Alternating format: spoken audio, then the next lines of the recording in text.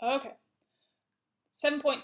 The beginning of this is going to feel like a breeze because it's mostly review, and then we're going to get into some new topics that are a little bit confusing, so hang with me. So we're still on uneven development, which is illustrated by the Brandt line on our map.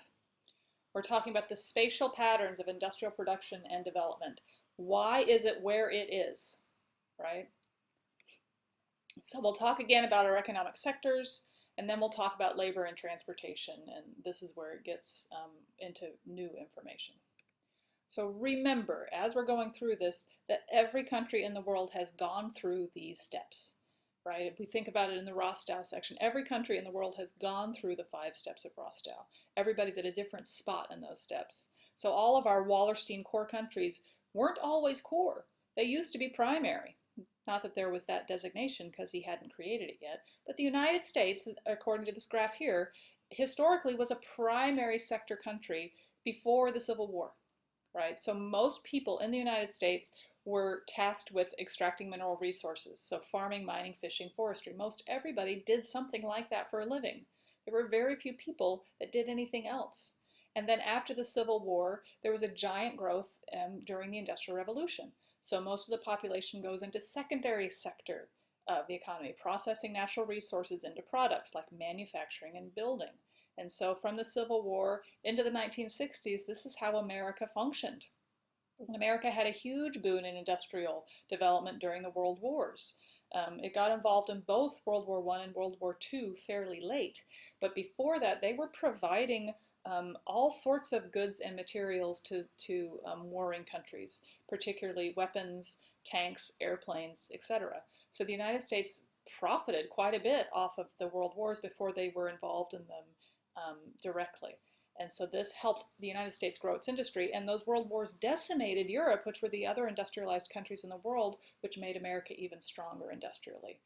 And then, starting in the 1960s, it flips again. Now, this really started after World War II, when all of those GIs, the Army boys, came back from the war. There was a big push in America to educate them. And a lot of that education turned into what we called white-collar jobs when I was growing up, being an accountant, being a lawyer, doing something in an office rather than doing something in a factory. So after World War II and really starting en masse in the 1960s, America's economy sector shifts from being secondary to being industrial, to being tertiary, to being post-industrial. And so this will always leave people behind. And I hope we get to watch a documentary called American Factory, which just won an Oscar this year when we come back to school, that highlights this. We'll talk about this more in the later sections about what happens when industrialized areas become post-industrial. So America transitioned itself in the 1960s and 70s and the 80s from an industrial economy to a post-industrial economy with mostly tertiary types of jobs, providing services rather than working with natural resources. So we're talking about things like marketing, banking, design, right? And this is where China is trying to move right now. So China became very industrial in the late 1970s, early 1980s, and now it wants to move to being post-industrial, to moving its population more towards tertiary jobs. But there's a transition there that's difficult. If a factory closes and all I know how to do is put together screws into a small phone and it closes, I'm not trained to go be an accountant. I'm not trained to go create marketing plans. And so you have a lot of lost people in that transition that need re-education so that they can survive in the post-industrial society. And so we'll talk about how that affects an economy and affects the population and affects the cultural landscape. All right, so looking at this graph here, you can tell just by glancing at it, the green is the tertiary, the red is secondary, and the blue is agriculture. So just by looking at that, the ones with the most green and the fewest blue are tertiary and above. Our developed countries are core countries, right? The ones that have some green, more red, and a little bit of blue are our semi-periphery countries. So Brazil and Mexico, because they are industry and service, right? And very smaller portion of agriculture, although in that graph, Mexico still has a lot of agriculture.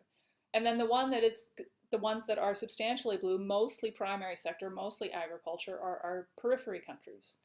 And so these are still in the primary sources of the economy, countries that are developing. As a reminder, the tertiary sector has become so big we've now added 2 more sectors with weird names for you to remember. Quaternary, which means 4th, and quinary, which means 5th.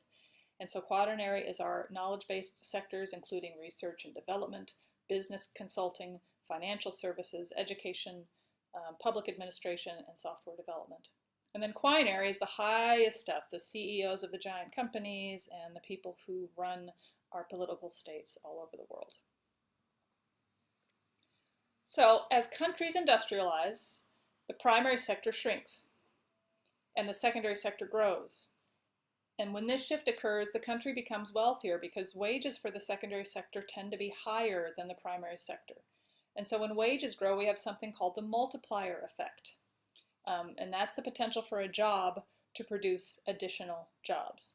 So the multiplier effect is I open a tire factory in a town, and people in the town can work in the tire factory, and suddenly they're earning money and they have money to spend. So that means that I need more food options, more restaurants, more grocery stores. I need more entertainment options. I need more bars. I need more facilities for them to spend their money on.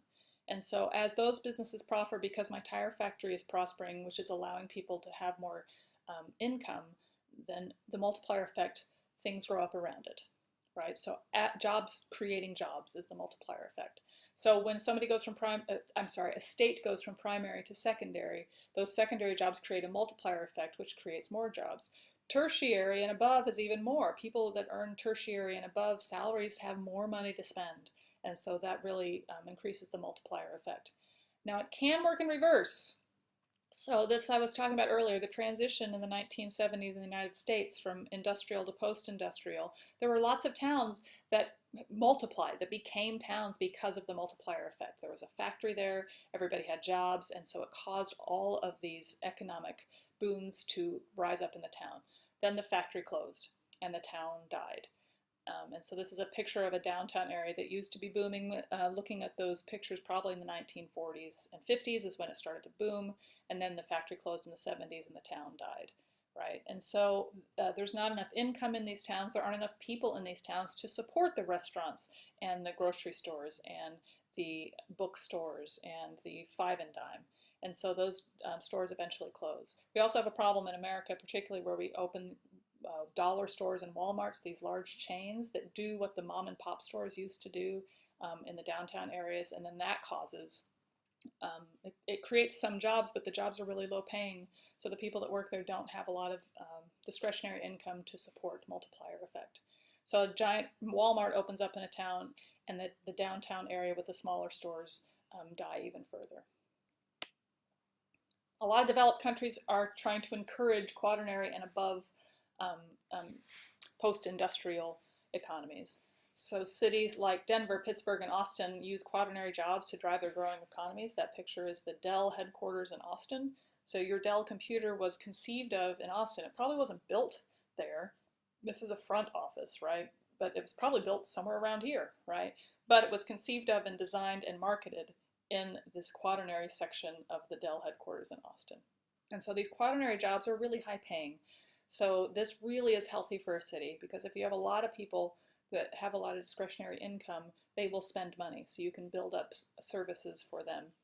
They require education, they require entertainment, they require a high standard of living, but they also have the money to pay for it. And so countries really want to encourage more tertiary and quaternary sector jobs to come to their communities, because it really helps the economy to do that. Okay. All right, that's the end of our review of our economic sectors. Now we're going to talk about theories on industrial location. Why is industry where it is? As with all theories and models, this is not 100% applicable in all situations. So keep in mind that every model we talk about is a generalization, a stereotype, if you will. And there are many, many more factors that determine where somebody puts a factory besides these theories that we're going to talk about today. So geographers have developed many models explaining the geographic distribution of economic activities. Can you think of a model that we've already talked about in the agriculture unit. I hope you're thinking von Thunen, right? So that's a model of agriculture, and this Weber theory of industrial location has a lot of the same concepts. So in 1909, and this is a long time ago, right? So this is early industrialization, really. So you have to keep that in mind as you're thinking about this theory. The way the world works now is not how it worked in 1909. So in 1909, a German economist named Alfred Weber developed an influential theory called the least cost theory, right? Since it was developed in 1909, tertiary sector economy jobs really didn't exist very much at this point. And so it is basically a theory that applies to the primary sector and the secondary sector of economy. So it's industrial more than anything else. And so Weber's theory location applies to those economic sectors, not anything above, because of the time frame in which he developed his theory. So his theory is based on removing raw materials, which is primary, and then secondary, making them into something. So where would you put your factory if you're engaged in removing a raw material and making it into a product? So here's what he said. It's called the least cost theory. I'm going to have the same information on 2 slides, just with different pictures. And so it explains the key decisions on where factories locate. The 3 things that Weber is going to think about, and I'll talk about this on several slides, is transportation, and this is the big one. How much does it cost to transport either your raw goods or your finished product? So you're going to want to do that as inexpensively as possible, and where you locate your factory is going to be determined by how much it costs to transport things and what you're transporting. You're also going to think of labor, how much labor costs, and ideas of agglomeration. And I'll define agglomeration officially on a later slide, but it is locating your factory near other things and places that make your factory cheaper to run. So the 3 elements of Weber are transportation, labor, and agglomeration, and that is his location triangle. We'll talk about it more often. The market's at one point of the triangle. In this picture, it's at the bottom. The raw materials are at the other 2 points. This assumes there are only 2 raw materials for every product. Again, it's very simplified, much like von Thunen is. And then where is your factory going to be? Your factory is going to be somewhere in the middle based on the distance between the raw materials and the market. And we'll talk more about this later. So this is the same text as the last slide, but a different locational triangle. So it's got a big orange arrow that says least cost transport. So based on what the raw material A is and raw material B is and where the market is, you want to place your factory where you're going to have the cheapest transport. You mine the gold, you have to transport it to the factory. You mine the silver, you have to transport it to the factory. And then whatever you're making out of this gold and silver, you eventually have to transport to market. You want to place your factory in the spot where all of those combination of transports are as cheap as they possibly can be. So here's the importance here of weight, right? How heavy something is or how bulky it is, how much room it takes up, makes it more expensive to transport. So this is called bulk reducing or weight reducing, right? And I'll explain a little later why bulk and weight are slightly different from each other, right? So one major factor in obtaining raw materials is how heavy an item is. So an industry like copper ore weighs a lot. The raw material that you scrape out of the earth, copper ore, is not your finished product, and there's a lot of weight in that copper ore that you aren't going to use in the finished copper. So you would not want to transport heavy, heavy stuff miles and miles and miles to then make it lighter, right? Because lighter stuff or less bulky stuff is easier to transport. So if you're making something out of copper, your factory is going to be near the copper mine because you don't want to transport all that weight and bulk too far. So that's known as a bulk reducing industry, an industry where the bulk of the final product and the weight of the final product is less than one of the resources that are put into that final product. And copper and other metals are a really good example of bulk reducing industries because the ore that you pull out of the earth is heavier and bulkier than the metal that you eventually get when you process it. Sadly, because it's heavy human geography, you also might see bulk reducing industry as weight losing industry, or raw material oriented industry, or raw material dependent industry. Sorry.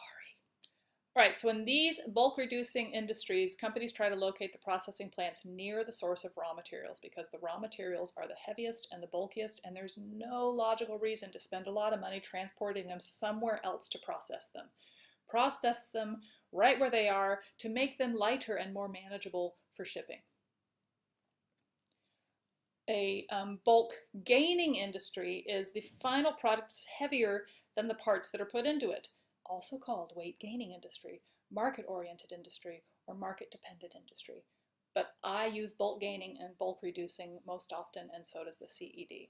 So think of bottled beverages or canned beverages, right? The materials that go into that, the aluminum that is produced or the glass that is produced, then you put water in it and other things. And so the heaviest thing is the final product. The raw materials that go into it aren't as heavy as the final product. So for that, it will be cheaper for you to transport your raw goods to a factory and then have your factory be close to the market because your final product is heavier. So you want to transport the shortest distances you can to get your materials to market.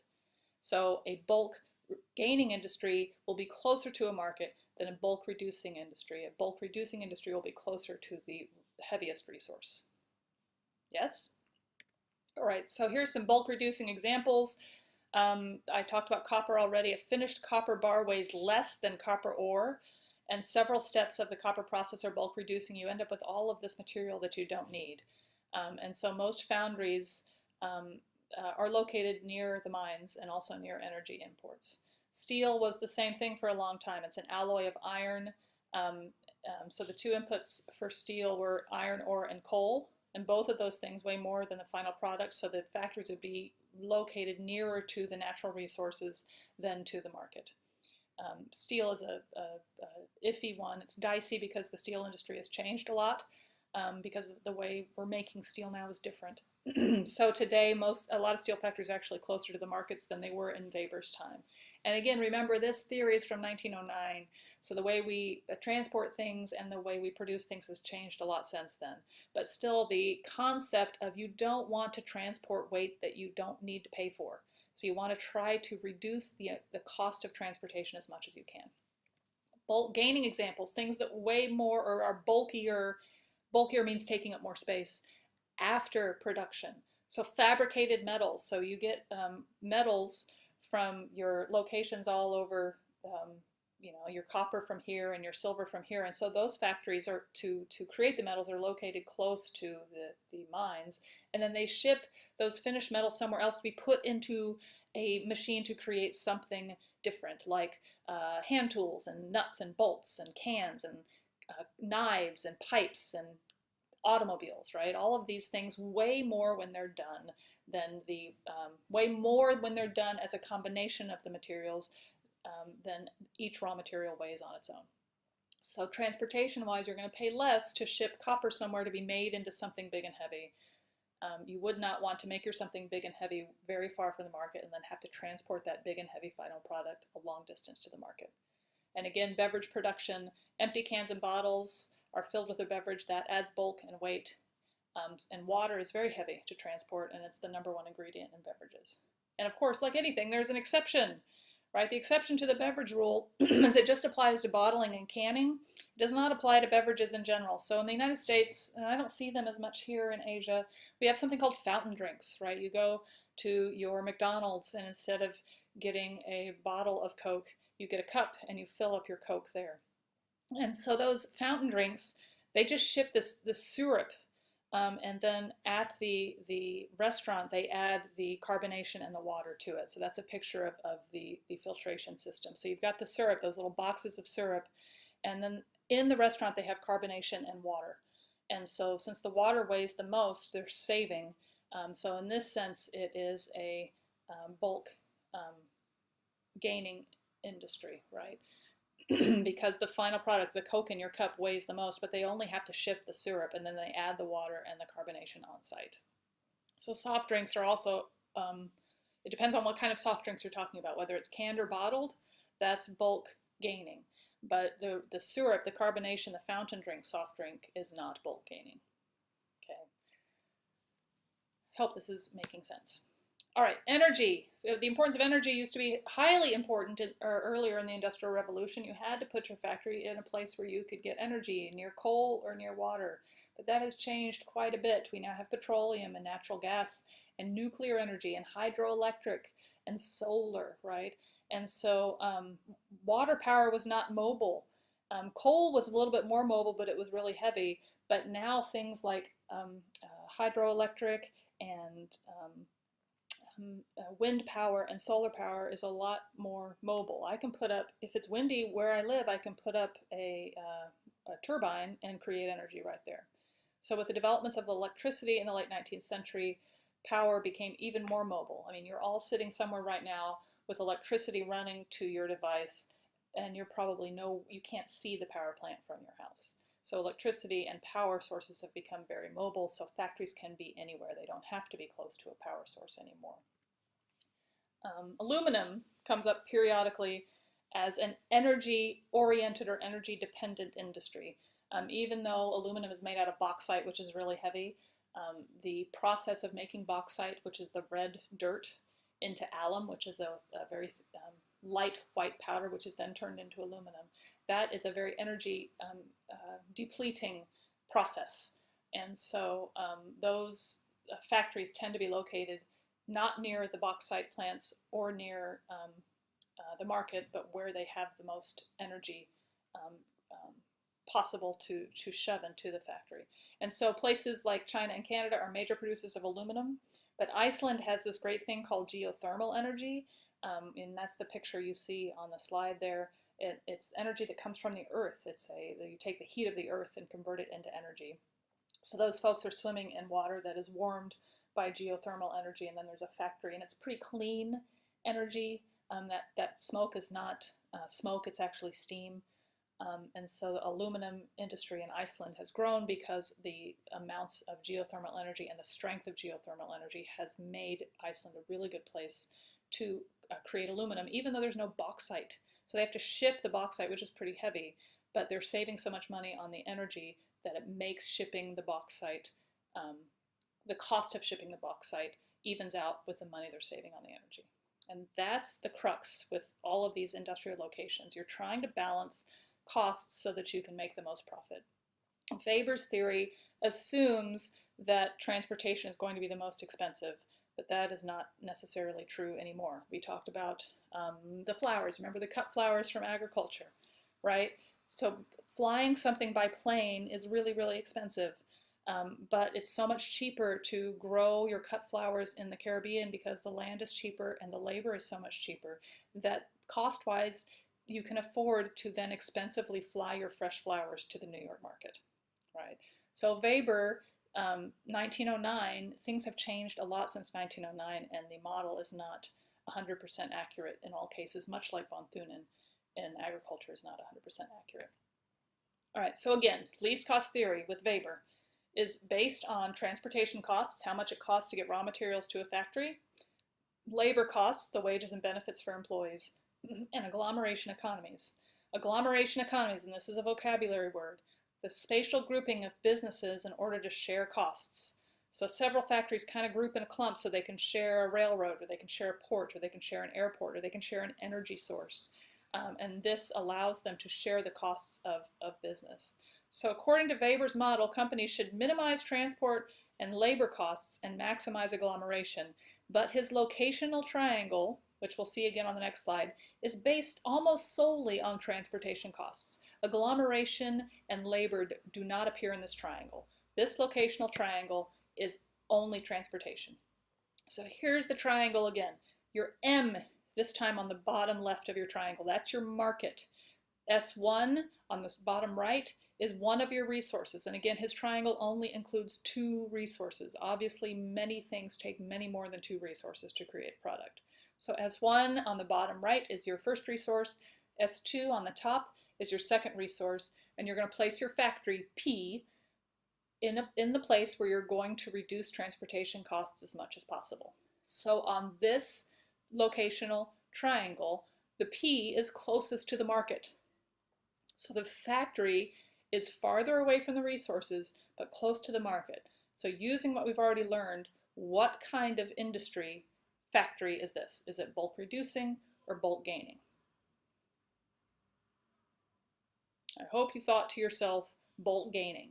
So the manufacturing process makes a product that's heavier than any of the resources that are put into the product. Therefore, you want to save your transportation costs by transporting the heavy things as short a distance as possible.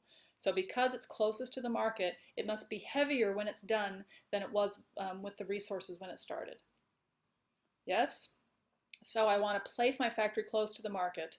And it's not exactly next to the market, so that means these two resources are probably kind of heavy. You don't want to transport it too far. So you want to equalize how much you're spending on transportation based on bulk and weight. And let me again explain the difference between bulk and weight. Bulk means the room that it takes up. Weight means how heavy it is.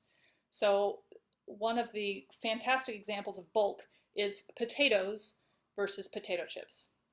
So if you would think of that, you might say, oh my gosh, well that's obviously a bulk reducing industry because potato chips weigh so much less than potatoes. But you would be wrong because the word is bulk reducing. Yes, potatoes weigh more than potato chips, but they're not breakable, right? So you can pile a bunch of potatoes into a truck and ship it off. The same truck can only carry a little bit of potato chips because potato chips have to be air packaged. They have to be protected. They can't be shoved and crammed together because nobody wants a bag full of potato chips that are broken. So that's bulk. So it's not a lot of weight, but it's a lot of bulk. To get potato chips to the market that consumers want to eat, they have to be whole, right? You don't like it when you open your potato chips and they're crumbs. And so that is higher bulk. Even though it's less weight, it's higher bulk. So it costs more to ship potato chips than it does to ship potatoes, even though potatoes weigh more.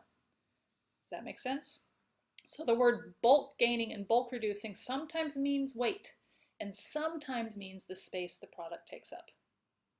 Yes? All right, here are some locational triangles. So if neither raw material loses weight during processing, then the company gains no advantage from locating the factory near either location. So the factory should take place near the market, right? And so when you look at that, if one raw material loses weight when processed, the company can save money by moving production close to that location. This would prevent the company from having to pay for shipping for the full weight. Yes? So looking at these triangles, the one on the far left, our market is at the top in these triangles, and our two resources are on the bottom. Right? So our market's at the top point, our two resources are at the bottom. So that first triangle, our P, our factory, is closest to the market. So it's going to be a bulk gaining industry. In our middle triangle, the P is closest to the resource that's on the bottom left. That means the resource on the bottom left is the heaviest one. So you want to locate your factory closest to the heaviest resource. You want to save on transportation costs of bulk and weight. On the triangle on the right, the factory is closest to the resource on the right. That means that must be the heaviest resource involved in production. And again, this is really oversimplified. There are very few products that only have two resources, okay? All right, so in most cases, both raw materials lose weight, and so when this happens, a manufacturing site will be somewhere in between. All right, so this is an oversimplified theory based on transportation, labor, and agglomeration, but really this triangle is just the transportation part. All right, sometimes cost savings from either cheaper labor or from agglomeration could be greater than the savings derived from locating at the cheapest spot relative to transport costs. So in these cases, Weber recognized that business owners should choose to locate where the cheaper labor or benefits from the agglomeration economies existed. So Weber recognized that his theory wasn't completely accurate. And so he allowed for things like the cut flower market, where we grow flowers in the Caribbean and then spend a lot of money getting them to New York. That the money I'm saving from the land costs and the agglomeration, the labor in the Caribbean, overrides the money I have to spend on transporting it to New York. Yes? Okay, so this is a short little video. But then I need to narrow it down. So if I'm choosing a city or a neighborhood, I'm going to look at different factors. I'm going to look at the levels of taxes and subsidies. How much is the government going to encourage me to run my business there? Are they going to cut my taxes? Are they going to give me land and bonuses depending on what I do? Are there specific highways and on and off ramps that make transportation easy in this certain location? Are there railway lines? Are there enough workers in the area that can do what my factory requires them to do? Is there police and fire and hospitals? Is there education and recreational facilities so I can encourage workers to come work at my factory? My workers are not going to want to come live in the middle of nowhere with nothing to do. So I need to make sure my factory is located in a city or a neighborhood that gives my workers quality of life. And then when I get really small, so I've picked a city, so I picked a region first based on certain factors, then I picked a city based on a different set of factors, and now I have to pick a specific property in that city, and I'm going to look at, again, different factors. Is it the right kind of land? Is there enough sewage and water supply? Can my workers and my products get in and out very easily based on the transportation networks? So it's a hierarchy depending on what level I'm looking at. Yes? Another thing that companies have to consider when they're looking at where to locate their factories is labor. And Weber looks at labor very simplistically, because in 1909 labor was pretty simplistic. There weren't very many specialized jobs, and now there are. So companies that need specific types of workers often located themselves near major training institutions or colleges that train for that kind of thing. And these types of things are called labor-oriented industries or labor-dependent industries. So we'll talk later about Silicon Valley in California and the Research Triangle in North Carolina. There are a lot of companies located in these areas because of the colleges and universities located around. So UC Berkeley and UCLA and Stanford in California provide the kinds of workers that Silicon Valley needs, with degrees in computer science and engineering. If they located themselves in Montana, there aren't as many workers in Montana that know how to do the things Silicon Valley requires, because there aren't education institutions up there that produce these types of workers in bulk. Also, where is the other industry that has input in your industry?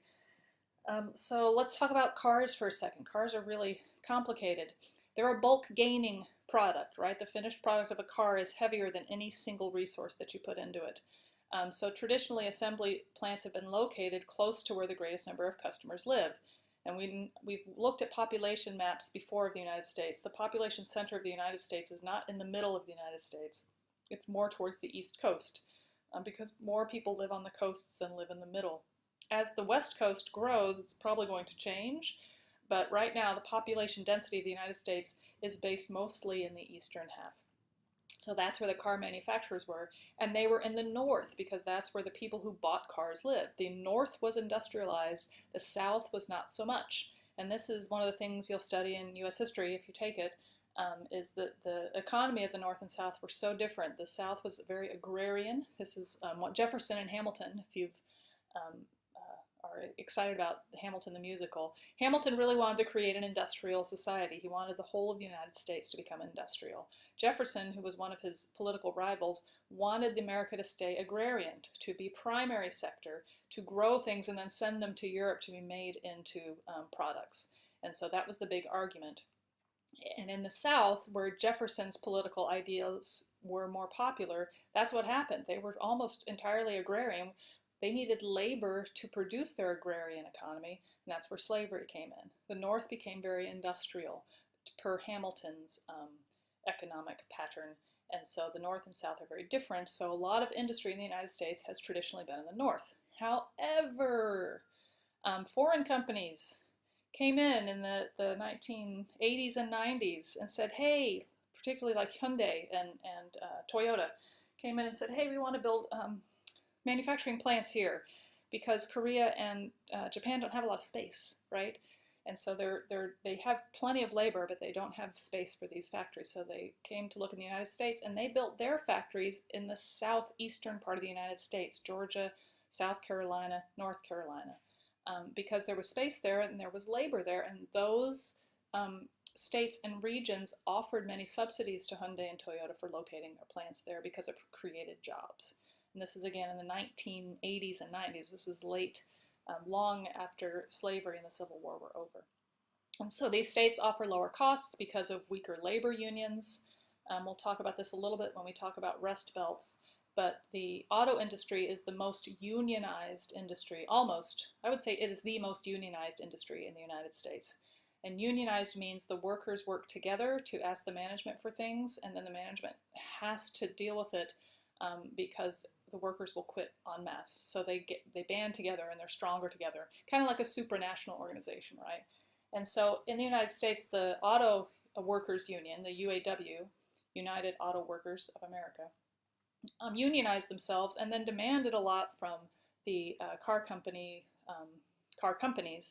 and got themselves into really great situations with benefits and wages. So they were being paid very well, and their benefits were pretty good. But then that became profit decreasing for the companies, and the companies started to go out of business because they couldn't price the cars in a way that made them profitable and still pay their workers as much salary and benefits as they were required to pay. And so the auto industry started to decline. And so in the north, where that red square is, we'll talk about it later, it's called the Rust Belt, a lot of those factories closed. And again, American factory is indicative of this pattern and is a fascinating watch. It just won an Oscar. I hope we will be able to watch it when we come back. And so auto plants tended to locate in the south after that, but they still located in the east. If you look at it, they're all structured in the east. There's not very many on the west coast. You also want to locate your company near where somebody needs your stuff. So if I'm making something that goes into a car, I want to locate where the car plants all are. This is called locational interdependence, being near similar factories. We can use the same services like transportation firms and accounting firms. It also allows companies to keep an eye on each other and steal workers from one another. And my GPS, in-car GPS system that I'm making and putting into the Toyota cars, I'm going to locate that near to the Toyota plant because then I save on transportation. And so that's other locational issues, is locational interdependence. You locate near other companies that do similar things or that are doing things in parallel with you that you need for your product to be successful. All right, just-in-time delivery. This is a vocabulary word. Factories do this, and there are people who are paid big bucks to figure out the logistics of this. If I'm running a car factory, windshields and tires and rims, all those things are very heavy and very bulky, and transporting them is expensive, but storing them is also extraordinarily expensive. So I don't want to get all of it into my factory and have to store it until it's ready to use. I want it to be delivered right when I'm going to put it on the vehicle. So I do just-in-time delivery. I only have enough windshields delivered that day that I'm going to put on the cars that day. And so there's millions to be made in figuring out logistics of this type for companies. And so you want to make sure you store just what you need and things get delivered just in time for you to put it into your product and send your product out finished to the market. That's called just-in-time delivery. This reduces storage costs and avoids tying up money in buying inventory that's just going to sit there, so you have more money available to do other things. But there's always a risk of just-in-time delivery not working and running short and having cars sitting on the line that are waiting for windshields that just didn't arrive. And that's actually happening right now with this coronavirus, right? A lot of this just-in-time delivery depends on Chinese factories delivering on time. And they have already, worldwide, globally, just-in-time delivery has this massive shift during Chinese New Year because they know nothing's going to come out of China for 3 or 4 weeks, and so they plan for that. But now that nothing's coming out of China for 2 months, maybe 3 months, everything's kind of on hold. So a lot of factories are having to close because they're just-in-time deliveries of these products that are usually being made right now, that are not being made right now, are putting manufacturing factories all over the world on hold because of just-in-time delivery. All right, transportation. As we talked about, the farther something is transported, the lower it costs. So long distance transportation is sometimes really a lot cheaper. It's why my banana from Chile is just as cheap as my banana from the Philippines, because the big cost of transportation is loading and unloading, not the distance it travels. So costs rise each time that goods have to be transferred from one mode of transportation to another. So off the ship onto the train onto the truck, off the truck into the store. And so also cost of storage while you're waiting for things to be transported by a different mode of transportation rises costs. So you have to balance all of those factors when you're figuring out your transportation. So companies figure out all of the details of all of this and then decide how they're going to transport something. And there's two things. One is break of bulk point. The other is intermodal connections. Intermodal connections is at the bottom here, but I'm going to do it first. It's a place where two or more modes of transportation meet, right? So at the port, a port is connected usually to a rail yard or to a big, sometimes even an airport or a road system, right? So the ship comes in, all those containers come off the ship, they either go on a train or they're unloaded and go on a plane or they go on trucks. That's an intermodal connection, a place where two modes of transport meet. Often those intermodal connections are break of bulk points, where you break the bulk down, a place where you take something off a boat and then put it on a train. That's a break of bulk point, where you break the bulk. So the container ship has a giant amount of things, and then you break that bulk and put a smaller amount on trains. And then when a train reaches another place, you break that bulk again and put a container each on a truck. Then the truck drives to a store and you break the bulk one more time when it arrives at the store, and they unpack the boxes. And then at the store they break the bulk again when they unpack the box and put the drinks on the shelf, right? So a break of bulk point is where something gets broken, the bulk gets broken. So I take a giant container and make it into smaller boxes. I take smaller boxes and make it into individual items. It's like obvious to us, but the idea to save the amount of labor and time by just transporting larger things, larger containers from one place to another, really changed how we ship things. Okay, other locational issues. We'll talk more about government subsidies in 7.6 and 7.7, but governments offer incentives to a lot of corporations in order to encourage them to come. And also international trade agreements and trade blocs change the rules about how businesses function and can change the benefit of having a factory in one place or another. Rules can change, and sometimes factories move because there are different rules in different places, right? Factories moved en masse to China in the 1980s because the labor was so cheap. But now that the labor is getting more expensive in China, they're moving en masse to Vietnam and Thailand and Mexico, where the labor is cheap. And then when the labor gets too expensive there, they'll move en masse to Africa. So things do change. And nationally and regionally, governments want to attract industry and encourage economic growth, so they offer all sorts of incentives and tax breaks to get people to come. And then communities separately also offer incentives and tax breaks. So I can choose China, but then if I choose Shenzhen instead of Shanghai, maybe I get something extra for coming to Shenzhen based on what the incentive is. All right, so we've been talking about industrial location, which is a secondary sector. We talked about hoteling, which is a tertiary sector.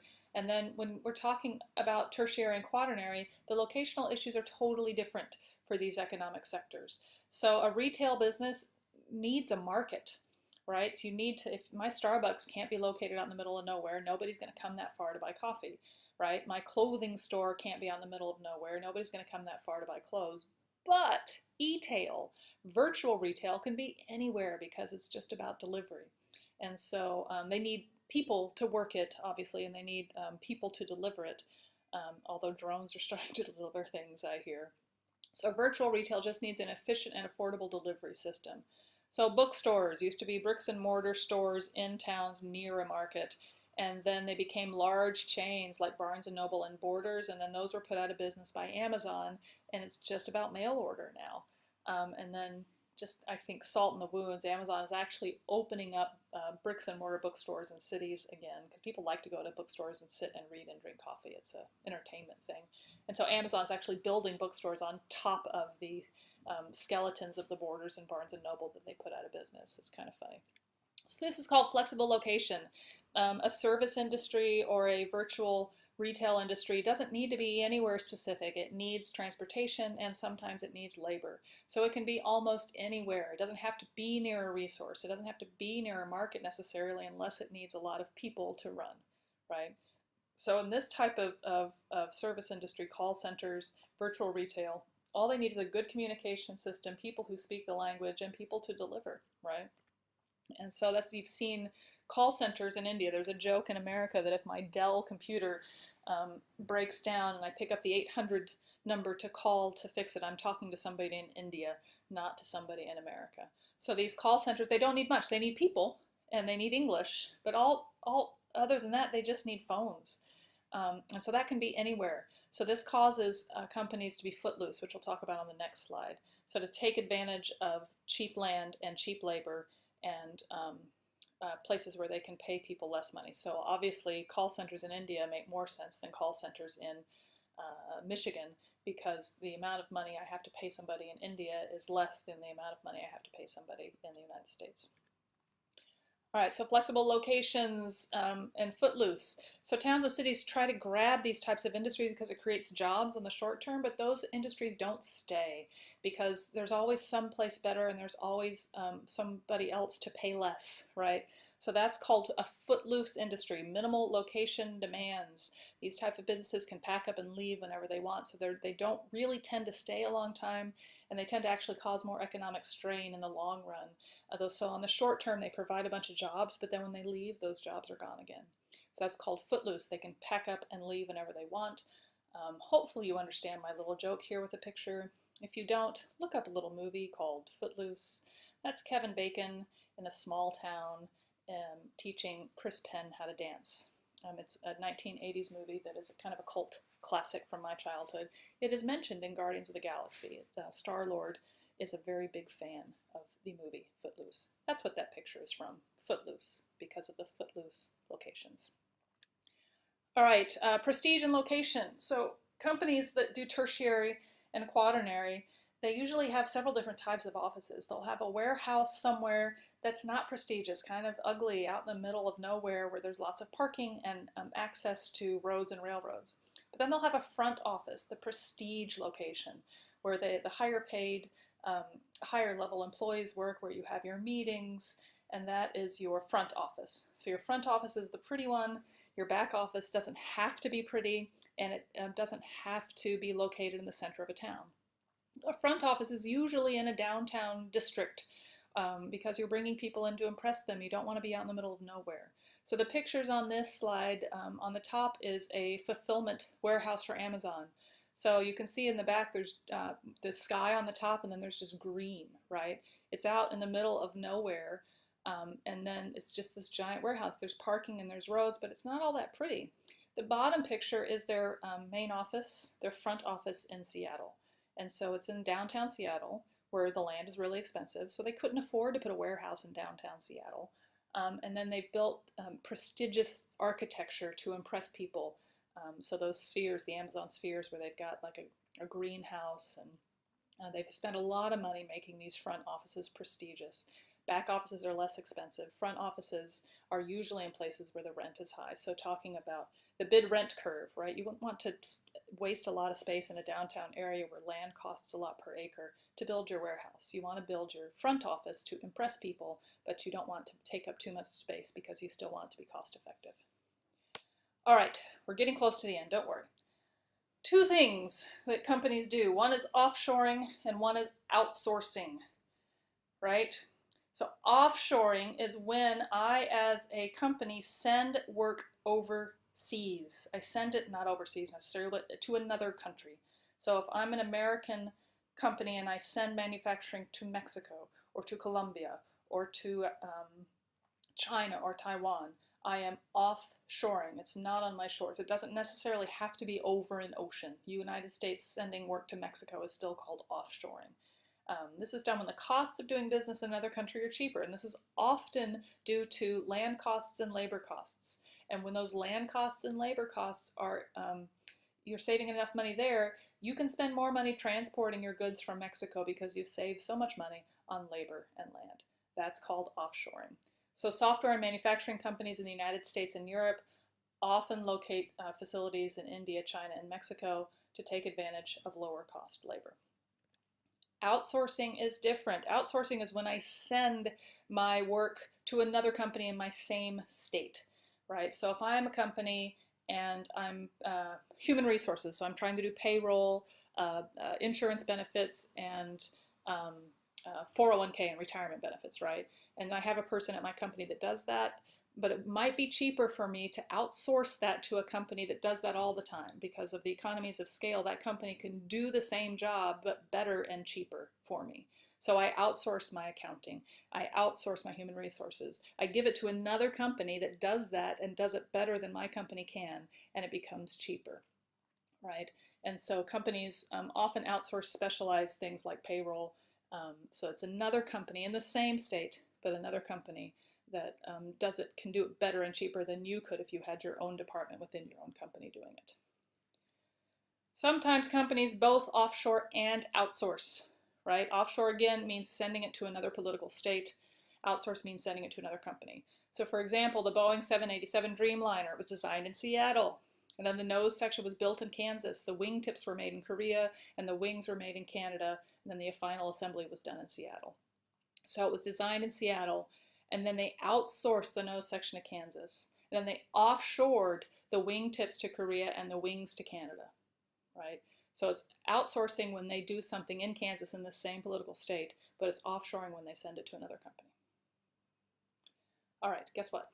We're done. So 7.3, topic 7.3 is measures of development, which we've already done. GDP, GNP, GNI, sectors of the economy, gender inequality index, human development index. All of those things should be familiar to you. 7.4 is women in economic development. This is a big theme throughout human geography, is how women are being treated. So make sure you're paying attention to this theme of human geography. So the roles of women change as the countries develop. More women in the workforce, equity of wages and power, though, is still developing. And then the concept of microloans. And then theories of development. This is Wallerstein and Rostow, dependency theory, and commodity dependence. That's it for today. We will do 7.6 and 7.7 and 7.8 in another slideshow. Yes? Email me if you have any questions, and make sure this is all clear. Thanks. I hope you guys are keeping safe and healthy and well.